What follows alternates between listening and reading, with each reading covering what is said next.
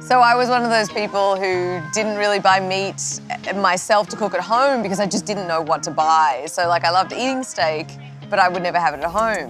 And I found that really frustrating. And when I visited Texas for the first time, maybe 15 years ago, I had my first taste of good, proper barbecue. And it was sort of this life-changing moment where it's like, oh, that smoke and that fat and that render and everything was just great. And in getting more curious about barbecue and how it was cooked, I sort of learned more about meat as well. And I started sharing my story and sharing what I was learning along the way as I sought out all this information. And now I really love getting to teach people how to select meat, how to cook at home, how to cook on live fire, and I'm actually finishing a meat science graduate program this year. So I've turned full meat nerd. In wanting to learn more after trying the barbecue, I really just spoke to anyone who would tell me anything about meat. So from ranches to slaughterhouses to doing overnights with pit masters to going into my butcher shop and watching him break down a carcass, I was just sort of consuming as much information as I could. And then in 2016, I actually launched my own line called Hardcore Carnivore.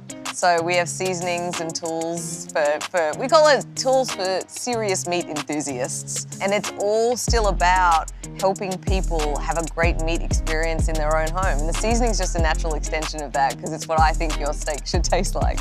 You know, Australians like to travel a lot. We're really good at ending up at all corners of the world, and Texas had always been interesting to me. And I visited for the first time. It's just one of the things you do when you go to Texas, just like having a pint of Guinness in Dublin, you go and eat Texas barbecue. And you know, once you have your first taste of barbecue, I don't even need to tell you about it. It'll change your life too.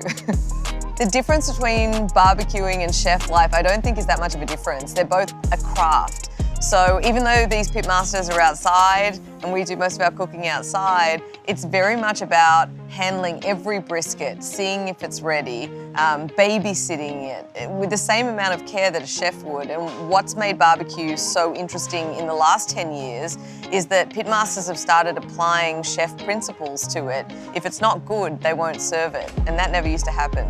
So here at the Big Grill Fest, I've been doing some demos at the base camp, a lot about meat science, a lot about my favorite way to cook a steak, and I am also doing an amazing demo with the local butcher, Rick Higgins. We're gonna cut up a whole dry-aged loin, so excited for that.